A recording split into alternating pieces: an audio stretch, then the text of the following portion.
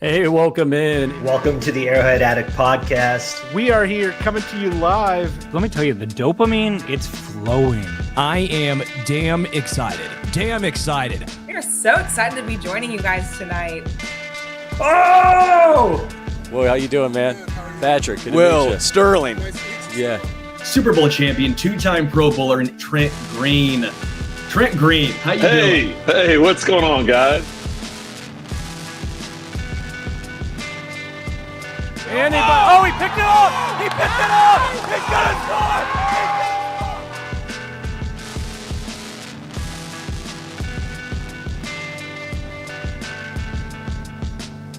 And we'll see you next week. But until then, as always, go Chiefs. Welcome into another live edition of the Intangibles brought to you by Arrowhead Addict. My name is Bryce Carter. Joining me today, like usual, it's Christian Amesworth, my co-host. It is a hot, muggy Monday here in Kansas City. These are the dog days of football. Mandatory minicamp is over, but we've still got some fresh topics to discuss today. Some interesting things to break down. Christian, how are you on this Monday? Dude, dealing with the heat, man. AC went out a few days ago. Spent the whole weekend fixing it. It's been a train wreck. What about you? Yeah, AC out this time of year is like legit kind of dangerous. Like you want to make death sure sentence, people want to, get that stuff taken care of. That's when that electricity and things like that kind of become almost essential. We spend a ton of time outside. When you have young kids, you just try to get them outside as much as possible. One, drains their energy, sleep better, nap better, etc. Two, just let them be crazy animals like they are. And between like my son having T-ball, we live just like not even a block away from the neighborhood pool, walking distance. So we spend a lot of time outside, which you can see my sunglasses tan lines are just coming in really nice that I always get this time of year. But yeah, it's pretty brutal outside right now. Oh, dude, that's the dream setup. Like being a block away from the pool. I remember growing up, I was maybe like 5 or 6. And it would be like, I don't know, a 3 or 4 minute walk or 10, 20-minute walk, from the pool back to my house. That hot asphalt on your feet, dude, it was grueling. But I think it made me into the man I am today, if I'm being honest. My feet are fantastic. This is probably a super unpopular opinion. I'm kind of out on pools anymore. I don't know, like pools are just being concerned about my children's safety the whole time, whether they're going to drown, especially my daughter who's like 15 months and she wants to just jump in face first. She has no concern for her safety. It might also have something to do with that, like I'm a tub of goo, so sitting at the pool, like I love the sights. There's lots of great things to look at, but nobody wants to see me at the pool. And I can't do the white t-shirt fat guy thing because that's even worse and more embarrassing. So like all those things combined, and then like, oh hey, cool, we're just sitting in water that like half these people are peeing in. I don't know. I'd much rather be at a lake, on a beach, a lot of other things than a neighborhood pool. But it makes my wife happy, who likes to sit out and tan, and it makes my children happy. So that's what we do. We sacrifice. That's what it's all about. Lake over pool is the move, 100%. Oh yeah, we go up to Lake Okoboji every year, the first week of August, kind of as last hurrah for summer with some family friends.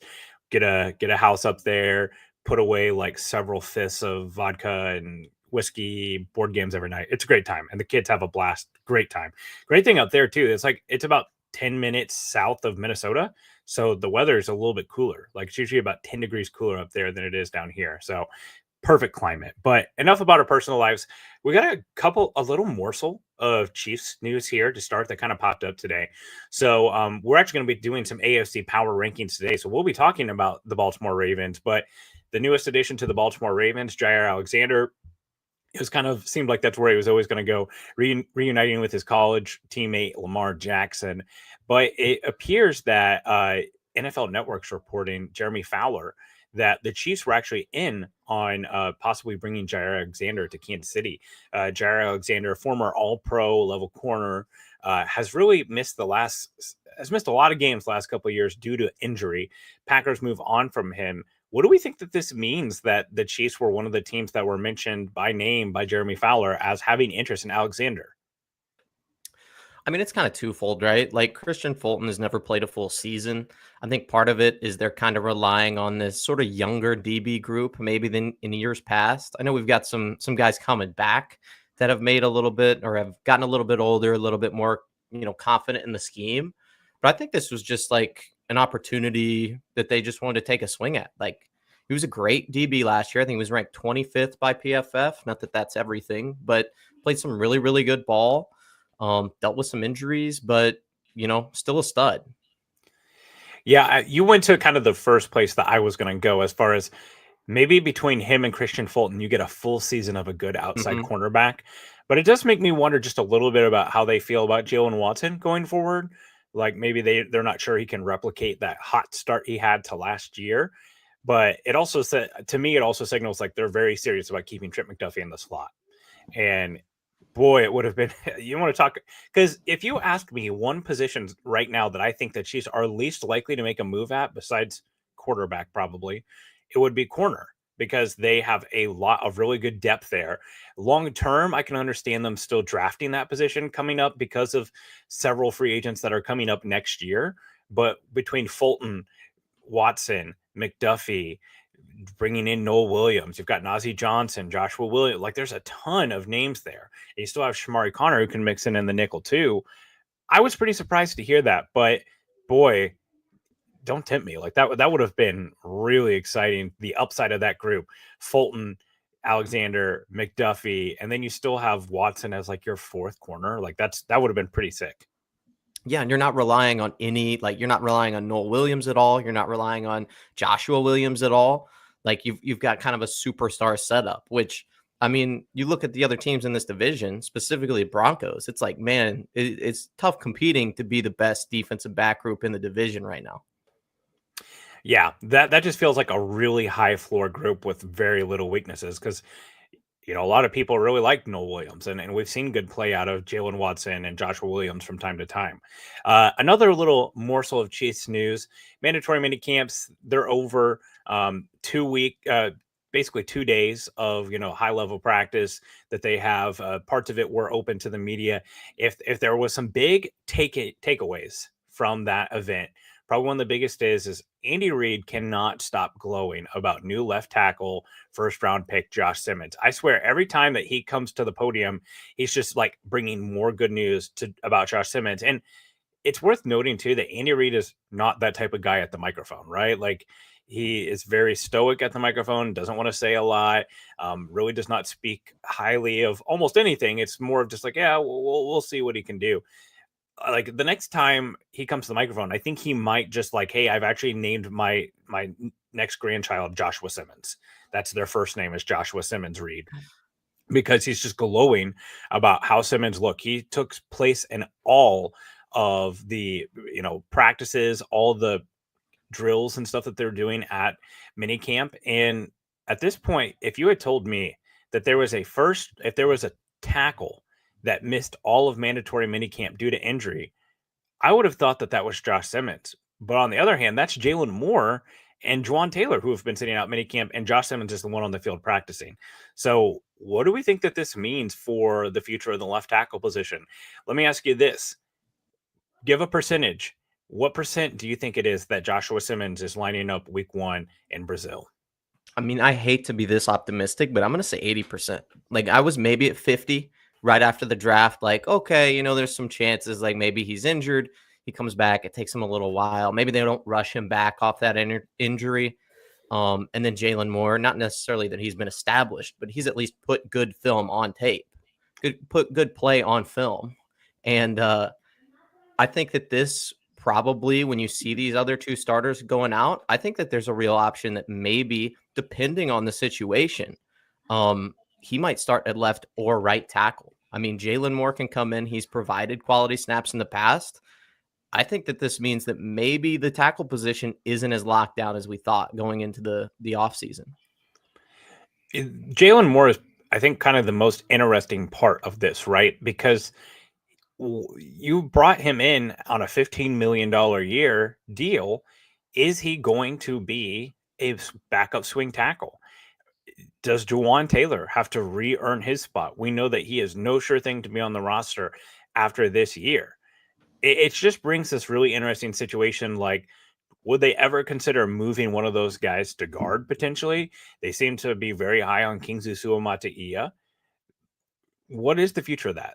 Is Josh Simmons starting week one the best thing for him? Like, I've heard someone bring up, like, there were some issues with the field in Brazil last year with the Eagles and the Packers. Is that where you want Josh Simmons' first NFL action coming? And then something else to factor in this too is, how is this not Kingsley Suamataia 2.0? First off, let's start with the obvious part that Simmons is a higher rated prospect than Suamataia was. He was a higher draft pick. The level of competition he faced was higher.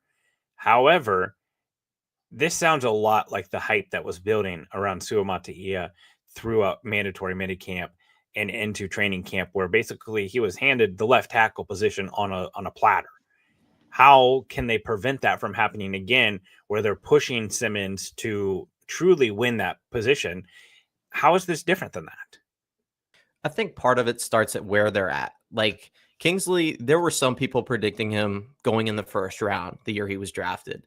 And that was solely based on traits, I believe. I think a lot of people saw him as this big, long arm tackle that was really athletic. And they're like, oh, that's Eric Fisher, or that's, a version of Eric Fisher coming out of the first round. And I think that was a lot not even just a little bit, a lot overstated. I think that he was a little bit further back in his development.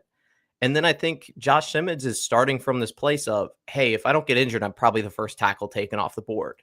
And it's like, okay, we're not dealing with a technical issue or the aspect of technique. We're dealing with injuries rather than trying to teach and coach somebody up as much as, Kingsley Suamataia. I do think it's interesting, though. Jaylon Moore at left guard could be the move. I really think that could be where we see him starting. It wouldn't be my first option. I think that right now you're probably looking at like Simmons at left tackle and Taylor at right tackle, but that's a real option. And I think the coaching and especially Brett Veach have done a really good job of bringing in talent, and just we'll get the best five out there. We'll get a good offensive line. Doesn't have to be fantastic. Just give Mahomes time to, get the ball out there to the playmakers. Yeah, and Jaylon Moore almost exclusively played and practiced at left tackle for the 49ers. And keep in mind, the 49ers, not exactly a great offensive line over the years. They've really kind of made it work with everything besides Trent Williams out there. He hasn't played right tackle since college. And I went back and looked at his PFF stuff all the way from back in college. No snaps of him at guard. Now, I know that they're doing that same thing with Kingsley Suamataia. I just think it's going to be very interesting. It sounds like, one person's going to end up here a little bit surprised at where they are, whether that's Josh Simmons surprised that he's starting week one, Jaylon Moore surprised that he's getting paid $15 million to be a swing tackle, Juwan Taylor getting surprised that he's, riding the bench after starting 2 Super Bowls for this team. There's really a lot of ways that this could play out. I do ultimately think that if it's a tie, the tie will go to Simmons, right? And the only thing I'd come back to is Jaylon Moore's no sure thing. Like, we've seen some nice things from him on tape, but I think that was a floor setter rather than a ceiling raiser. Like, let's just make sure we aren't awful at left tackle again. Let's get someone who can at least be Donovan Smith level, or maybe just a little bit less than Donovan Smith was in 2023. And that really what it feels like it's going to come down to. I will say one of the best pieces of news that I heard from Josh Simmons himself during minicamp was that he had been working with former Chiefs All-Pro Mitch Schwartz.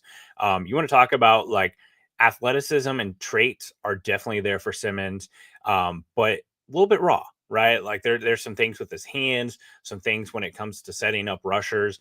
That is what Mitch Schwartz won with consistently all the time. He was playing in a time when Von Miller, Khalil Mack were all at the height of their powers, a young Max Crosby, and he consistently just pitched shutouts against those guys, not because he was the most strong, not because he was the most long or athletic, but because he had technique, and he was able to win over and over again. So do love hearing that from Josh Simmons. It does feel like the ceiling for this offense is much, much higher with the floor that they have at left tackle now.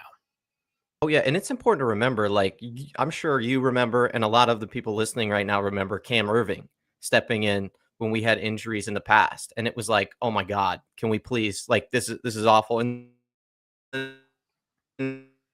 even more coming like to more recent developments as far as the injuries to tackles go. It's like, okay, we have DJ Humphrey stepping in now. Okay, now we're swapping in all these players. We have Kingsley. Now we have Wanya Morris stepping in. And it's like, no, guys, you can, I mean, I understand being pissed off about paying Jaylon Moore $15 million a year to be here, but it's also like, dude, if that's the floor of the tackle position, then pay whatever it takes. We saw what happens against the Eagles, saw what happened against the Bucks.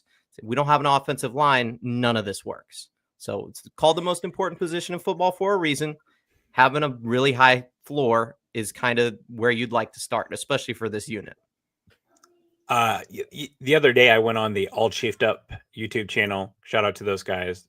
A lot of fun. They're one of their they do an activity where it's like your final 5 questions that they ask you whenever you leave. And they're a little more fun, lighthearted. And one of the questions they ask is if you could get lunch or dinner with any Chiefs player or personnel, who would it be? And, at first I was tempted, like Travis Kelce, maybe get to meet the lady, Patrick Mahomes, maybe our friends will become kids and I can regularly make appearances at the Mahomes house. But ultimately, Brett Veach is my answer because I would just love to give him truth serum on pretty much everything. Like, let's talk about what the draft board looked like for this pig, the almost trades that almost happened, etc.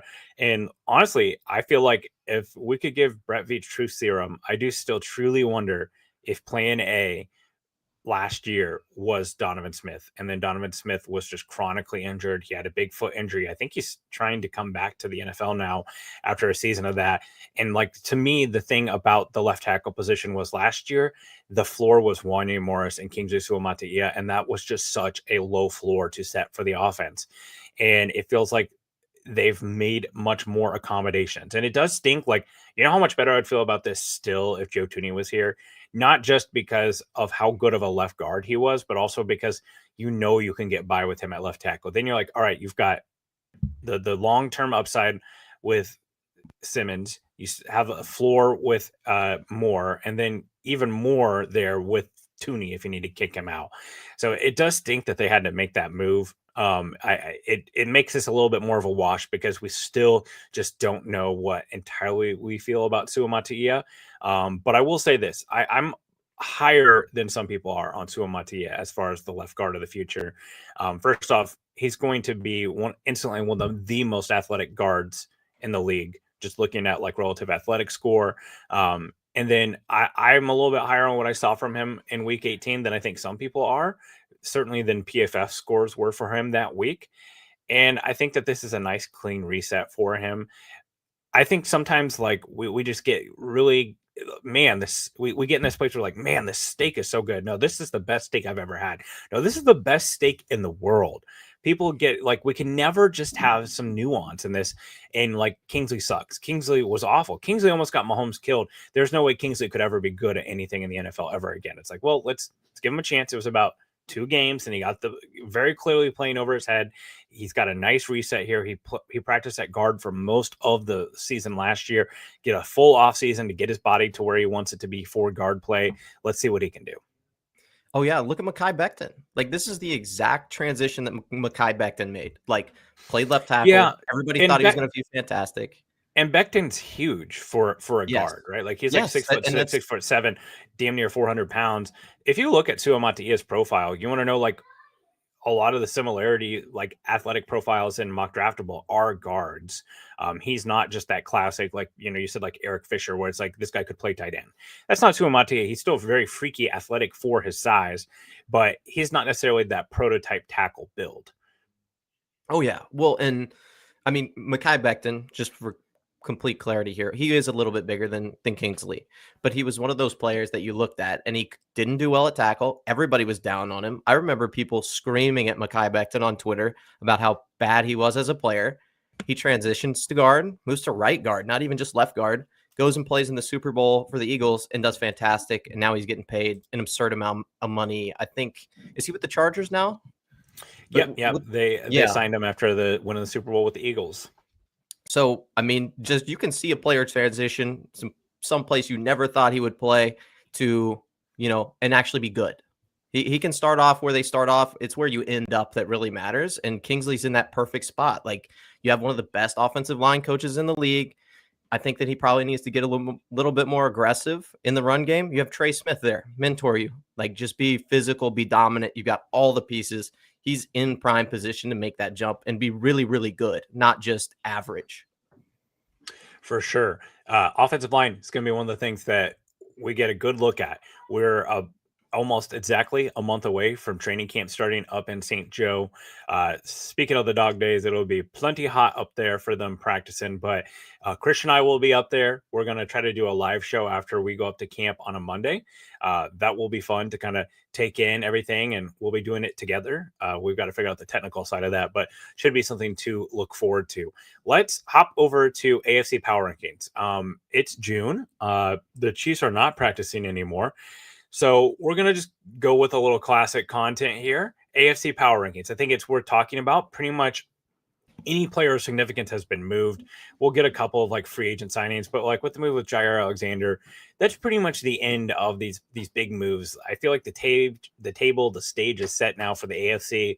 So let's go worst to first here in the AFC and see how we stack these teams up. Christian, any big takeaways from this activity before we get going on it as far as what jumped out to you? So there are a lot of teams that were pretty good that last year that took major steps back. And I think that we're going to see a few teams, especially, I mean, we're going through both of our lists here. So I'm sure that we're going to see at least one team that was a 10-win team drop to probably 4.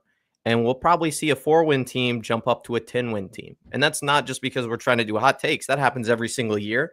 But there were multiple candidates this year for me for both of those. Like you could see a few teams, if you can sell yourself on them, jump from 4 to 10 wins.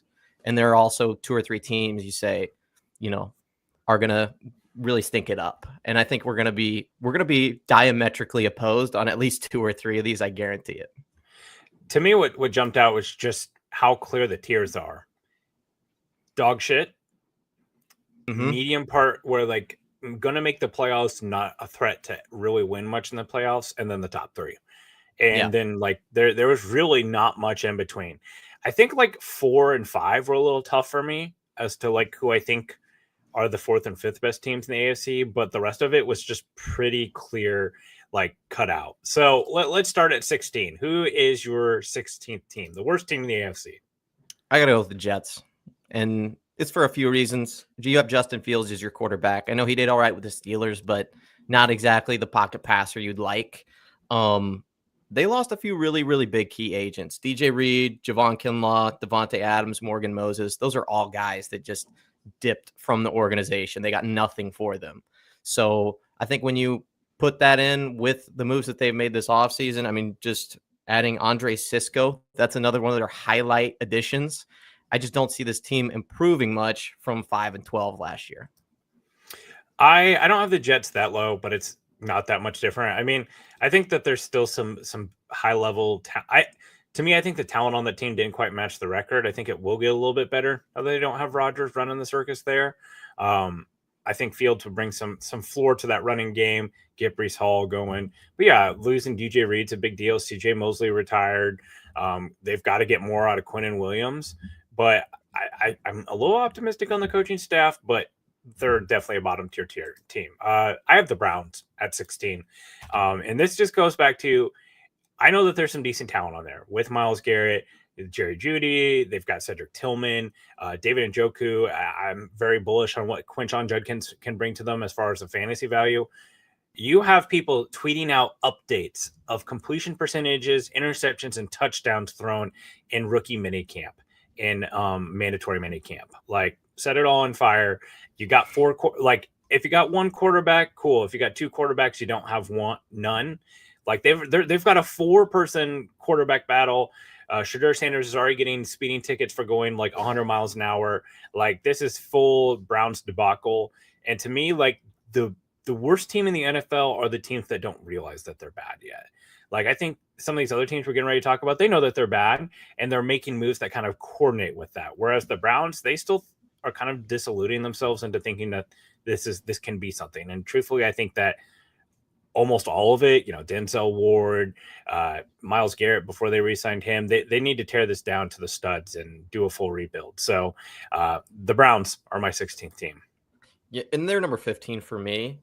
I'm just a little bit, more excited about their draft class. Mason Graham, I think, is going to be a stud. You've got Quinshawn Judkins. And I did like them picking up that extra pick, but that's not going to help them this year.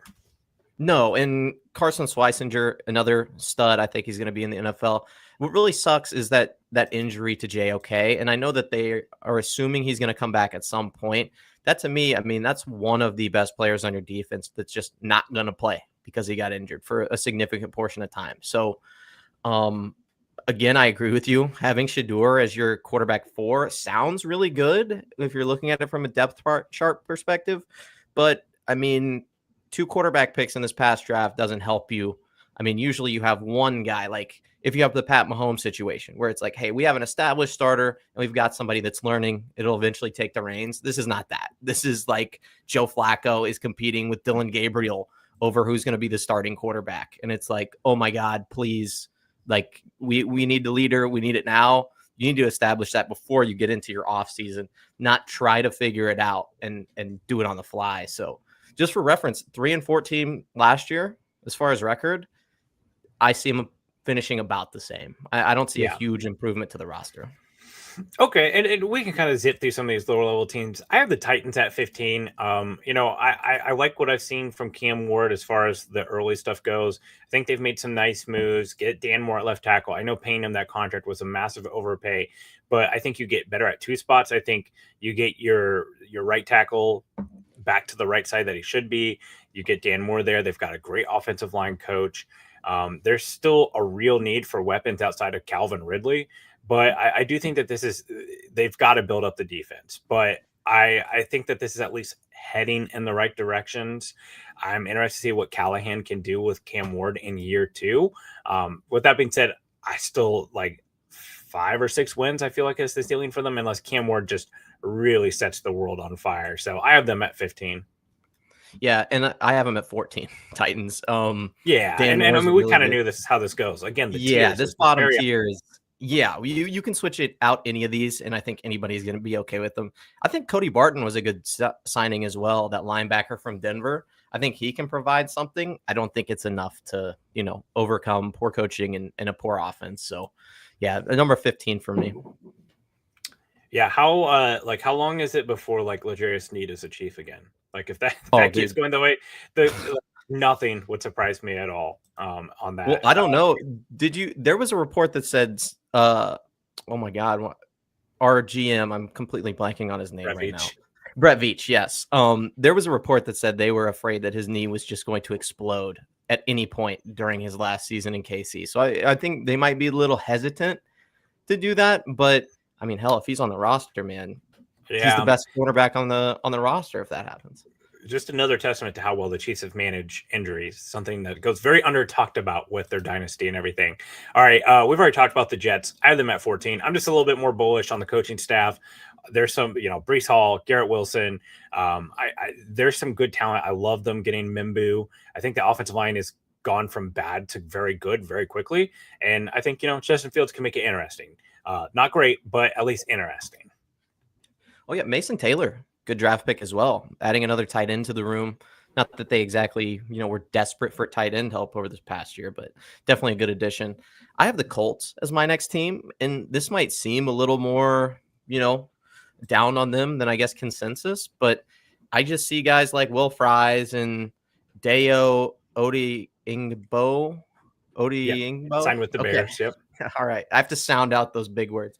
Ryan Kelly leaving as well. Like you're losing interior offensive line help. Not that either of those guys are exactly studs, but who are you replacing them with? No one. They drafted Jalen Travis in the 4th round. I don't think that he's going to come in and be a plug and play player on the offensive line. I don't think that their draftees are going to be huge impact players. Tyler Warren, I think, is fantastic. But JT Tuimoloau, I don't exactly remember how to pronounce his last name either, but those are Tyler Warren could be a stud. JT, he's one of those players that, we were looking at as a Veach prospect as like a run stopping defensive end first. Like he's not going to come in and just light the world on fire. So I just don't see a whole lot of movement. Daniel Jones as the new quarterback doesn't exactly floor me either. This is a really, really tough conference. I just don't think they have enough to bump it up. And I think a lot of other teams have made good moves. The Colts are like this really strange team where it feels like internally they kind of want Daniel Jones to win that job because it gives them a better chance of winning now. They finished 8-9 last year, but to be totally honest, like their job lives and dies with Anthony Richardson, and the news cannot get any worse around him and his shoulder and not practicing. Like he needed more than anything reps, right? And now there's just more confusion, questions around his overall depth and like whether he's going to be playing long term. So that part of it's interesting. Christian is dropping in and out right now. Looks like we're having a little bit of a connection issue. Right on time for him. But look, like the Colts, they make some nice additions here. Obviously, they bring in Charvarius Ward, kind of keeping in that chief circle there with their general manager that used to be in Kansas City. They bring in Cam Bynum, the safety. Also a nice move there, but this feels totally like they're hitching their wagon to Daniel Jones. I would be shocked if Daniel Jones does not start more games for the Colts this year. Then there he is. He's back. You're back. I was just saying, it feels like the Colts might actually be a better football team with Daniel Jones, but that still might be the end of their legacy as far as that group ends in Indianapolis, because they've hitched their wagon to Anthony Richardson, and that's how that's going to go down. Yeah, which is really unfortunate. I think they have a really, really good coaching group. I think that they have some talented players, but, you have to have a right at quarterback. They just haven't figured it out. And, Anthony Richardson has been a fantasy ride or die for the past couple of years. He's died more than he has ride. So he's mostly dead. Yes. I have the Patriots at 13. This is a team, like if there's one team I'm ranking right now that I feel like could end up a lot higher than where they are, this would be it. But we still have to, I think the vibes are better than the actual players on the team. There's still a lot of questions on that offensive line. You're starting Morgan Moses at right tackle, a guy that most people do not think will end up at left tackle, their top draft pick. You're relying on Stephon Diggs, who's post ACL recovery, 32 years old, making the news for all the wrong reasons most of the time. And then everyone's favorite, hype draft pick with Kyle Williams. There's just still a lot of questions. Travion Henderson's in there as well. And, I think Drake May is quickly becoming everyone's new Justin Herbert as like the hipster quarterback play. And then, Mike Vrabel, I have a lot of confidence that defense will probably play well. They've got a very favorable schedule, but in the end, like right now, I just don't see the ceiling for this team. That's more than just that team. This is a classic first to worst team, right? Like they were worst last year. This year, they'll probably make the playoffs because their schedule will smile on them. They soak up a bunch of cap space by signing guys like Milton Williams. But at the end of the day, I just don't see a team that's really even a threat to contend for much more than just a wild card playoff win at most. So they might be way higher, but right now, I just don't see the personnel that screams like this is a mid-tier team in the AFC. 100% agree. They are my team as well. It's crazy. We talked about doing the podcast, just a little behind the scenes stuff here. And we worked at the last place. Almost all of our lists were almost the exact same. Didn't matter who went first. It seems like it's going to be like that again today. Morgan Moses, Stephon Diggs, Harold Landry. These are the key additions. Milton Williams. They had a lot to spend in free agency, and they did. They brought a lot of guys in, but you have a new head coach. You have a new offensive coordinator. You have a new defensive coordinator. And I think there are a lot of questions. This is only a team that has a high ceiling, but a very, very low floor as well. Not a great offensive line last year. Not a great wide receiving room last year. Not a great running back room last year. And they did a lot of stuff to maybe sort of change some of that. We've seen this time and time in the past. If you don't have those foundational pieces, you can't build a team free agency. So that's why I have them this low. I think they could be good, but I mean, you're banking on Will Campbell, being able to deal with length against some teams who have some really, really long edge defenders in the class. So just not super on them. Okay, so at 12, I have the Raiders. I think the best, again, vibes are higher than the talent here. I think getting a respectable coach in there, getting a respectable quarterback in there, I think all those things are great vibe movers, even though I don't believe that Tom Brady is actually a integral part of the football operations over there. Having his name associated with that, I think matters to them too. And I do think they're setting up a very interesting offense with Bowers, with Besh, with Myers, obviously what they've got with Ashton Genty. But that defense has still got a lot of big holes in it. The offensive line is fair, but not great. And yeah, I mean, I'm still not quite as high on Geno Smith as a lot of other people are. I think his highlights are a lot better than his down-to-down play, especially under pressure, which is something that he's going to continue to deal with here. Again, I think that they will be respectable, but I still see them as the worst team in the AFC West. And I think there's a lot of ground to be made up for them to push for a playoff spot this year. They're my next team as well. My question to you, are you talking 7-9 wins for this team as far as moving forward? Or do you think it's less than that? Because I think it's important to contextualize the AFC West as like we talk a big game about them being one of the best divisions. Yeah. You could see worth having 8 or 9 wins in this division easily, I think. Yeah, I again, this is really like apathetic, but again, it's just like buckets for me. It's like, okay, 1 to 5 or 6 wins. Then there's that middle tier of like 7 to 10 wins. Then we get beyond there where it's starting to get like actually contenders, like top seeds in the AFC, that type of stuff. So yeah, I could see them falling in that bucket of like 7 to 10 wins. And if the sun shines on them and they happen to get like 8 or 9 wins and slip in the playoffs, I guess I won't be shocked. To me, I look at this more as like, what story do I have to tell myself that this team makes it to a Super Bowl, that makes it to an AFC championship? And I have a hard time telling myself that story with this current Raiders team.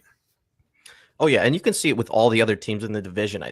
Like you look at Sean Payton and the Broncos, and you go, yeah, we could absolutely see them pushing. Bo Nix has a stellar year, But I agree with you. I don't think I see Geno Smith leading the Raiders and Pete Carroll to an AFC championship with the team, at least not this year. So yeah, I have them about the same, 7, 8, 10 wins in that area. Who do you have next? Oh, it was the Raiders. Dude, I'm telling you, dude, you yeah, we're right on it. Sound like I'm just like the non-participant in our group project here, but I swear to God, I have them all set out here to my right. It's just like you keep stealing. Or technically, I'm one ahead.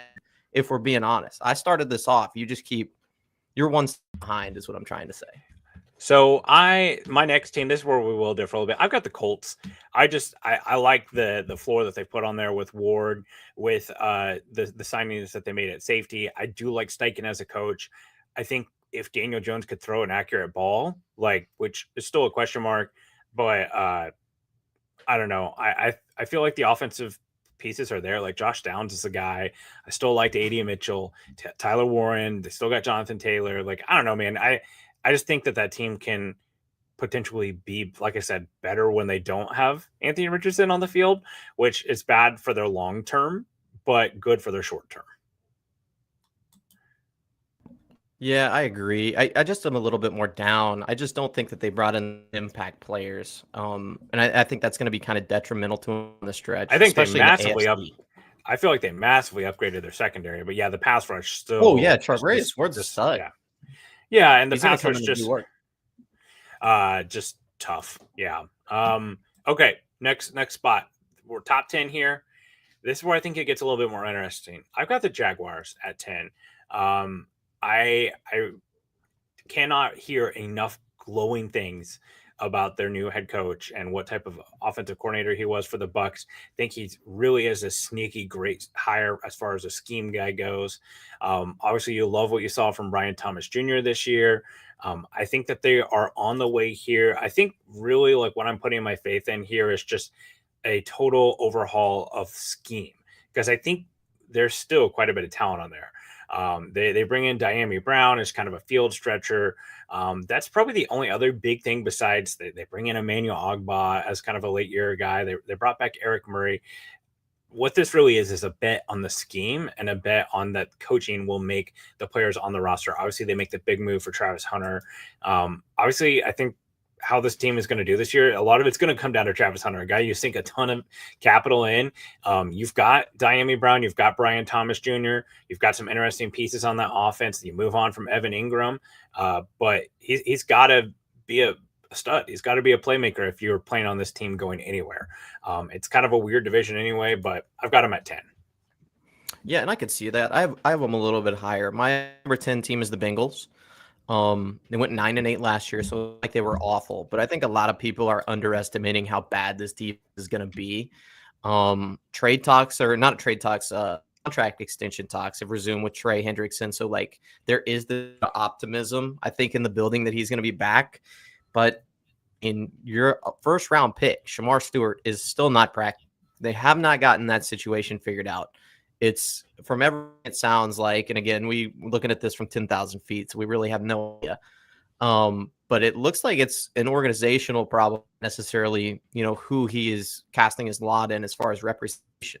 So that's a really big problem, and I think that kind of downplays or brings down the culture. Not necessarily that I would love for the Bengals to be bad. Let me put it like that, especially since we always have great bouts every time we play them. But I just see this team as like a team that has invested into the wrong positions, who has tied their horse or tied their reins to the wrong horse and are going to be led down this path where 3 offensive players, an absurd amount of money that has, and you refuse to kind of invest in those positions that you need defensively to keep you upright and keep your offense from, having to drive 400 to 500 a game. And I think when you see a team like the Jets, who's my number 9 team, and you see them make the improvements, you see a new head coach, there's still optimism surrounding the quarterback. I just think they are a better built overall team than the Bengals at this point. I'll come to the Bengals later because I have them a little bit higher. I've got the Steelers at 9. My thing is, like, I'm not entirely sure how good the Steelers are, even with, like, forget the quarterback for a second. They got their asses kicked by the Ravens in that divisional round game.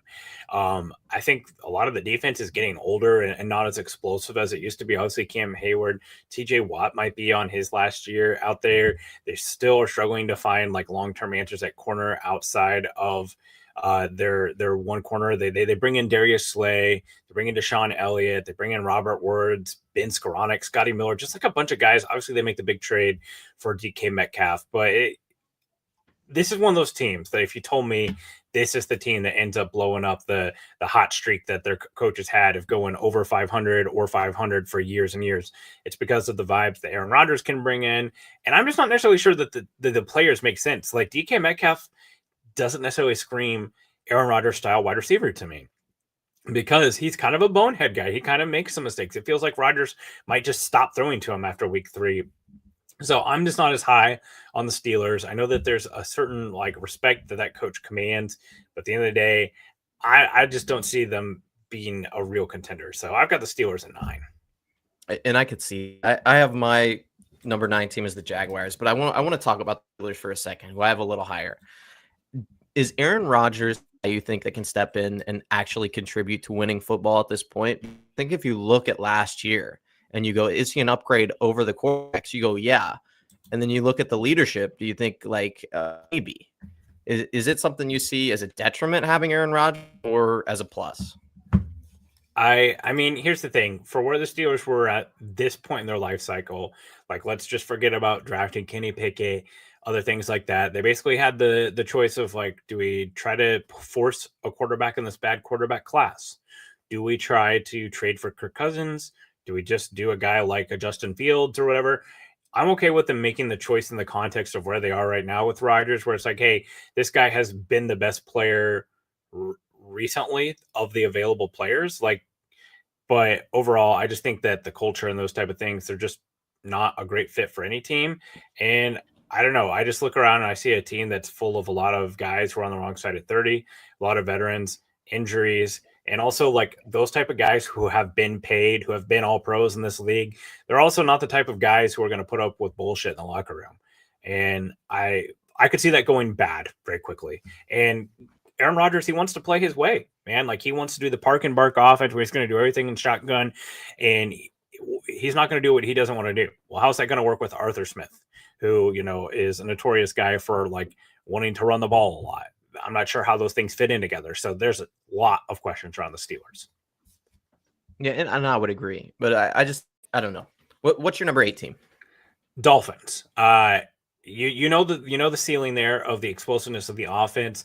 It sounds like they're going to trade Jalen Ramsey eventually, which definitively makes that defense worse. This year they were just very handicapped by what they have done with their salary cap.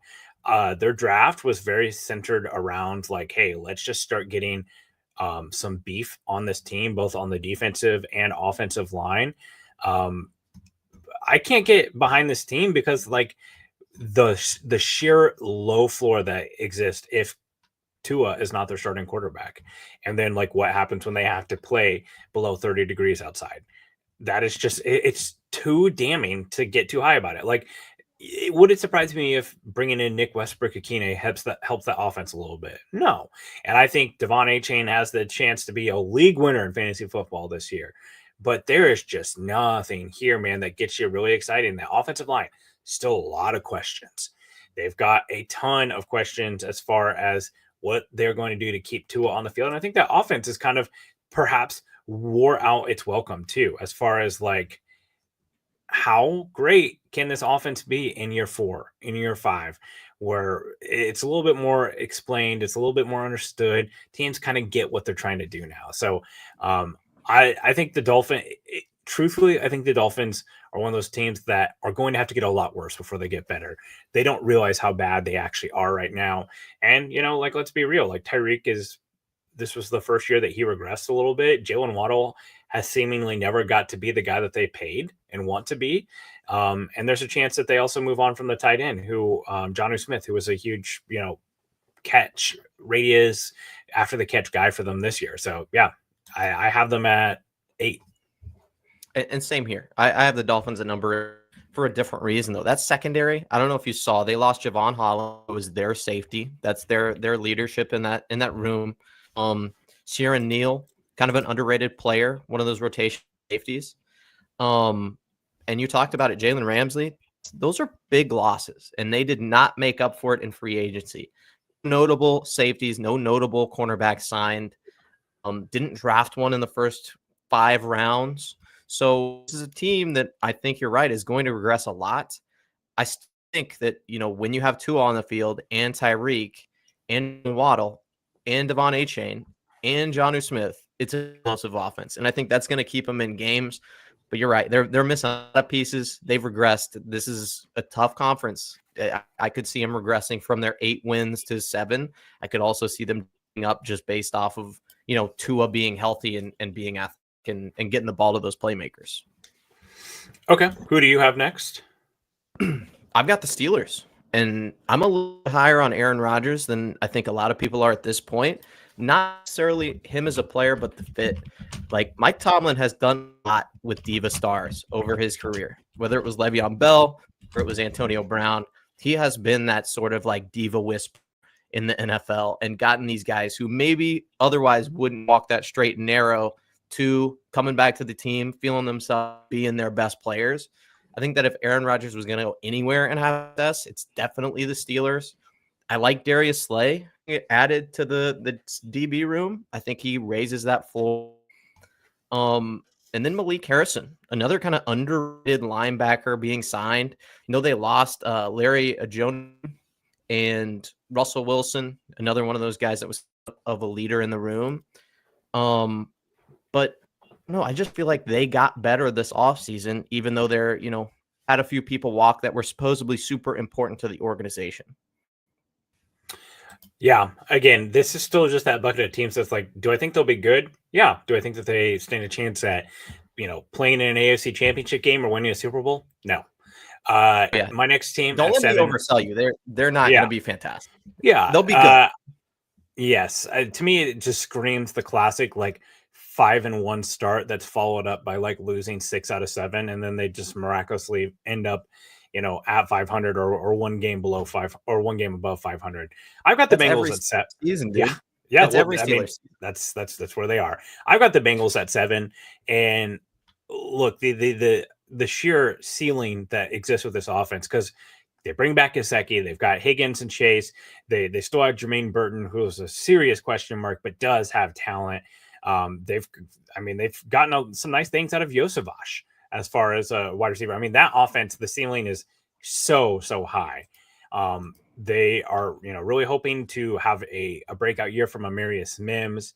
They bring back Samaje Perine, who's a guy who, was on the Chiefs last year. But man, oh man, like it feels like everything is in the basket of we're going to hire Al Golden and he's going to make this defense way better, which is just kind of crazy considering that Lou Anarumo really was a guy who had a great curveball and really could do some nice things as a defensive play caller. And then throw in everything of what's going on with Trey Hendrickson, the debacle that is Shamar Stewart. Listen, I mean, so last year the Bengals, they missed the playoffs. They go 9-8, missed the playoffs. Listen to some of the scores that these are games that they lost or won and their opponent scores. 16, 7, 14, 24, 20, 6, 24, 17. We write this story that the Bengals are 45 points given up a game. Those were a lot of very manageable scores that some of those games they won, some of them they lost 10-16. They lose to the Patriots, right? You go down. They win against the Giants on Sunday Night Football, 17-7. The New York Giants, 17-7. They win against the Cleveland Browns, 21-14. Let's see another score here. They win against the Dallas Cowboys, 27-20, 24-6, the Cleveland Browns. I mean, this defense what I'm saying is this defense can't get worse. There's this notion that this was the worst defense ever. It can certainly get worse. And I wouldn't doubt it. I do think that there's a chance to, but it does feel like they're putting so much on Al Golden, just lifting up this defense and keeping in mind, pass rush is a huge question for this team. Shamar Stewart, Trey Hendrickson still an issue. They're not seeing what they've wanted to see out of Miles Murphy. Everything is just riding on their coaching, turning around this defense. So major questions. The offense is so high that, yeah, man, I mean, they might be able to get into the playoffs just off of sheer shootout ability, but there's still a lot of questions left. Oh, yeah, and Joe Burrow hasn't been the epitome of health these couple of years. So there's a real shot that he misses time as well. My next team is the Broncos. We've talked about them ad nauseam. They've added Hufanga, Greenlaw. At 6. Yes, yeah. Okay. And they are J.K. Dobbins was a recent addition as well. We talked about them. That was so frustrating. It was maybe 2 hours after the podcast they signed him or something stupid. So maybe could have brought him up. They could have done it on our schedule, I think, a little bit. But no, we're in a spot here where they could be incredibly talented and they could be the best defense in the league, or they could be, middling and seeing key players in key situations. It's a tale of time. Every team kind of deals with that, but I think this team especially is susceptible to those types of situations. So I see them being 10, 11, 12 wins and a legit force in the postseason. Still not necessarily somebody I think who could take the crown from the Bills or the Chiefs or the Ravens, but a contender. Yeah. I think we probably have these next two teams flip-flopped. So I have the Chargers at 6 and the Broncos at 5. So the Chargers for me, I think there's a certain respectability with this roster that I do believe that they're well coached now. I think that defense is headed in the right path. I definitely think the pass rush still needs quite a bit of help out there. Obviously, they lose Joey Bosa, which has been a question mark for them from quite some time. But I think the run game is going to be much more improved, which is part of the problem last year is that they were running the ball a lot and weren't particularly great at it. You hope Herbert gets a little bit more help this year 2 of Ladd McConkey. You hope Trey Harris starts helping, growing there and can really raise the ceiling there. But I feel really good about the coaching there. And I feel like that defense was one of the more interesting schematic defenses out there. And I think they'll make every game tough. Do I think that they'll lose some games? Of course. Do I think that they're a Super Bowl contender? No. But I do think that you could talk yourselves into them winning a playoff game, which would, be the first of Justin Herbert's career. Not that anybody's counting or anything. And then I have the Broncos at 5. For me, I think the Broncos have a chance to be the best defense in the NFL. We've talked about how much we love their coverage unit. They've got a great pass rush. They've got an interior defensive lineman who's very effective. This all just goes back to Bo Nix's regression. Like, is he going to continue to be the guy who, threw 30 touchdown passes, or is he that guy who's more the guy who struggled at the beginning of the season with average depth of target, with a lot of his throws going behind the line of scrimmage? They didn't add a ton to the offense as far as explosiveness goes. You've got an Evan Ingram who, has had good seasons and then hasn't had one of those in a little bit. And they bring in J.K. Dobbins. Clearly they're relying on R.J. Harvey, good offensive line. It's really just how much can Bo Nix raise the ceiling of that team. If they're an offense, if they can be something like the 15th best offense in the NFL with that defense, they're going to be dangerous. And do I think that they could make it to the AFC Championship game? I'm not going to predict it because I think it's a tough sled for them to likely have to play 2 playoff games on the road, a wild card and a divisional, because I don't think that they're winning the division. But I'm not going to say it's impossible. So I've got the Broncos at 5 and the Chargers at 6. So my number 5 team is actually the Texans. I've got the Chargers at my 4. I just have questions about that O-line. I love everything else. I love what they did with the draft. No coaching changes. This is the same regime. I think, oh my goodness, their quarterback who is Justin CJ Herbert. Stroud. CJ Stroud for the Texans. I think that he's poised to take a step forward. That sophomore slump is always difficult for quarterbacks, for wide receivers, for everybody. They draft Jaden Higgins and Jaylon Moore, 2 of our favorite wide receivers in the past draft. They lose Stephon Diggs. My question is just, so you trade Laramie Tunsil, right? You had offline troubles before. You trade him, you sign Cam Robinson as his replacement. Okay, a little questionable. You sign Laken Tomlinson, who is kind of this guy who can step in and play snaps, but not necessarily fantastic. And then you draft Ariante Ursary, who I'm assuming you're going to switch to guard. He played tackle in college. He was a guy who was on Chiefs watch for the draft. Offensive line is it's an important position because of how intertwined it is. If all those guys are on the same page, you got a unit. If they're all off doing their own thing and don't know the protections, you're SOL and up a creek without a paddle. And I'd like to see that. I think that there's a little bit of down on that team that could really, forehand and making like a mid-season acquisition. But I think everything else on that team is fantastic. Stephon Diggs out of the building doesn't hurt my feelings at all, especially over this past off-season debacle that he's in. Jeff Okudah was kind of a surprise they didn't get him back, but it's a secondary that has a few holes, and I don't think he wasn't necessarily filling any of them. My number 4 team, the Chargers, I agree with you. I think that they have a lot of improvements. I'm much higher on them. I think consensus is their offensive line has taken a pretty big step forward, in my opinion. Adding Najee Harris, adding Omarion Hampton in the draft, I think was fantastic. My big thing, though, is I think that defensive tackle room has been fantastic, and you've been able to run on the Chargers for a big significant portion of the past couple of years with a lot of effectiveness. And I think when you sign Tier Tart, add Jameer Caldwell in the draft, you have 2 run-stopping defensive tackles that can sort of plug those holes. And people talk about Joey Bosa being gone. He's been gone for the past year on the injured list every single week. So not much of a missing piece there. Yeah. So for me, I the first team out here, and I could see them playing an AFC Championship game, is the Texans. I like what they've done with the offense. They've added a lot of weapons there. Nico Collins is a true one. You bring in the 2 Iowa State guys, Jaylon Moore, Jaden Higgins. They have the wide receiver from Jacksonville, whose name is escaping me right now. The defense is very, very good. And I suspect that will still be the ceiling of that team.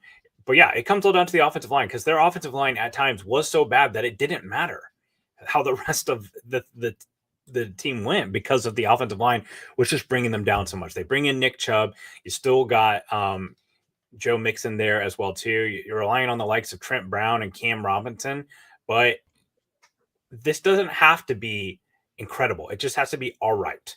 They bring in CJ Gardner-Johnson like that. That's going to be a really salty defense. And I think I just feel a little bit better about Stroud's ceiling than Herbert's ceiling, because I've seen Stroud do it in big moments. And I also think that Stroud's ability to create is a little bit more than Herbert's is. I think Herbert's very structural, but I like Stroud's ability to create. Christian Kirk was that player I was thinking of, by the way. But I think that's, between the Broncos and them, you've got two of the best defenses in the NFL, no doubt. All right, we're going to go to our final top three here. The twist is here. We all know that it's Bills, Ravens, and Chiefs. So my question to you is, rank them 1, 2, 3, and how much better you think they were than last year. Because I think it's very reasonable to have them where they finished. Chiefs, Bills, Ravens. But who got the best this offseason? So who's 3, 2, 1? I will go first. I have the Bills at 3. I think I am just not as bullish on what they did this offseason as apparently the rest of NFL media is. You start with, you bring in the likes of Elijah Moore and Josh Palmer at wide receiver. Like, the amount of Josh Palmer hype out there is just strange. Like, that's Matt Collins to me 2.0. They bring in Joey Bosa, who, by the way, is already hurt, and like not just kind of hurt, like scene specialist hurt. Then you bring in Michael Hoyt and Larry Ogunboji, who both are suspended for the first 2 or 3 games of the year. Most of the best things that they did this year were bringing back their own players, right? They bring back Terrell Bernard. They signed Christian Benford. They're Gregory Rousseau. They get these guys extended, but this is mostly the same team. You're hoping for a big stack out of Keon Coleman in year 2. You're hoping that the first round Maxwell Harrison that they drafted can come out and start day 1. All of my friends who are Bills fans constantly concerned about the secondary and what they can do at corner outside of Christian Benford. So Khalil Shakir they bring back. The offensive line very solidified, but yeah, like the secondary pass catchers, there's a lot of questions around there. We know that the run game is going to be good, and we know like Josh Allen is going to be a stud, but I don't see a huge difference from what this team was last year. I have the Ravens at 2. I think that what the amount of hype I've seen about the DeAndre Hopkins signing is strange, honestly. Like, it's like you really think Andy Reid and Patrick Mahomes don't know how to like use this guy, or how valuable he was to the team as far as the chess piece goes. But people seem to think that that's a big move. My thing is more about them. It's just like how much I like their draft. Obviously, they get Mike Green for reasons that are not the best, but then they draft what I thought was one of the better players in the first round, of course, at a great value. They get Derrick Henry back in, they extend him. He was going to be here anyway. Rashard Bateman they bring back. But then, like, it's just the little things like bringing in Jair Alexander. They get Ronnie Stanley back. They bring in Chidobe Awuzie on a 1-year deal. I think that secondary is going to be really good. I don't suspect that they will have 17 games with Jair Alexander, but I do think that secondary is going to be good. And the pass rush, that was the second team in sacks last year. And then, to me, the reason why, obviously, look at my shirt, look at my background, like, it's not just because I'm a Chiefs homer. To me, there was no bigger addition made by any team in the top 3 than the Chiefs getting back Rashee Rice. It's essentially like a free agency signing. Something else I'd like to bring up. This is definitively the first year that since Tyreek Hill has left that we are not talking about the Chiefs wide receivers building rapport with Patrick Mahomes. Hollywood Brown was here all of training camp last year and finished out the season. Rashee Rice, year 3 in this offense, year 3 with Patrick Mahomes. Xavier Worthy, year 2 with Patrick Mahomes, second training camp. All these guys have natural chemistry with Patrick Mahomes. That is the first time in a long time that has been said that Rashee Rice is the biggest addition, because I believe he has the upside to be the best wide receiver in this division and possibly the best wide receiver on all 3 of these teams, as far as Ravens, Bills, Chiefs goes. And then you bring in what they did on defense, bringing back Amenahu, bringing back Mike Edwards, bringing in Christian Fulton. I think the defense personnel, and then, yes, it's left tackle. But we talked about that the first part of the show being like they've at least made moves there to raise the floor. So I've got Chiefs, Ravens, Bills. What do you have, Christian? Yeah, I have it the exact same way. I have the Bills. I think losing Matt Collins and replacing him with Josh Palmer is kind of like a nothing burger. It's like, yeah, okay, I think Matt Collins might even be better than Joe Palmer. So we'll just say you take a step back there. You trade Tre'Davious White for who? Maxwell Harrison, who's an unproven player who's into his first year playing hardest positions in football. I don't like that. Not that Tre'Davious White was fantastic, but Elijah Moore, big nothing burger. Joey Bosa, like you talked about, injured. This is their Voller of this year. Like he's, fantastic pass rusher in his prime. He's not in his prime anymore. He's injured all the time. Okay. So Bills, I think, definitely didn't make the biggest improvement. Ravens, it was tough. And I really had to think about the Chiefs offense before I went defense and was like, man, I don't know. This Ravens defense is going to be nasty. He just essentially upgraded their entire secondary. Like, hey, here's probably the safety in the draft, Malachi Starks. You're at him. Add Jair Alexander and Awuzie. Like, those are two players that can play. And so you look at DeAndre Hopkins, receiver core is god-awful, one of the worst in the league.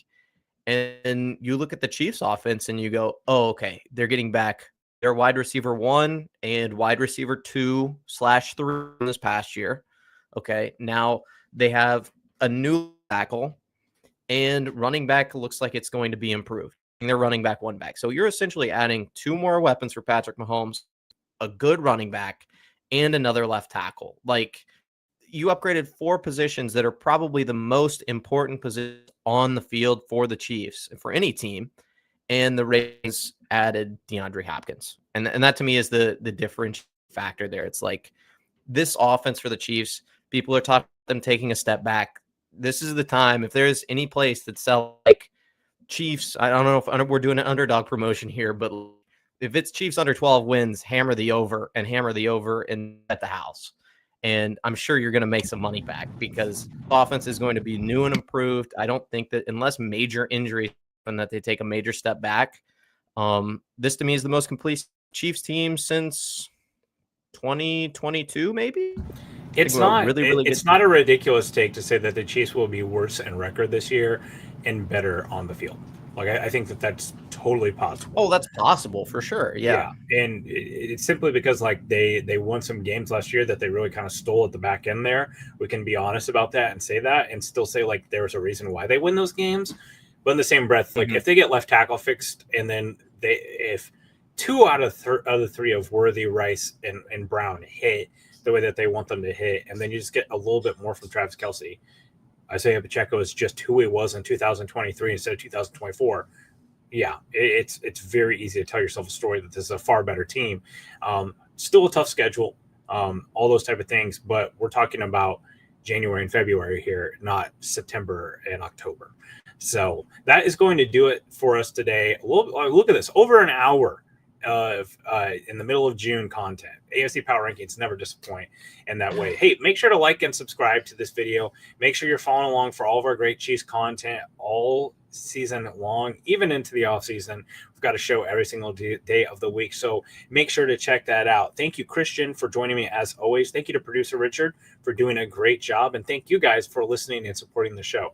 We hope you enjoyed it, and from all of us here at Arrowhead Addict, go Chiefs.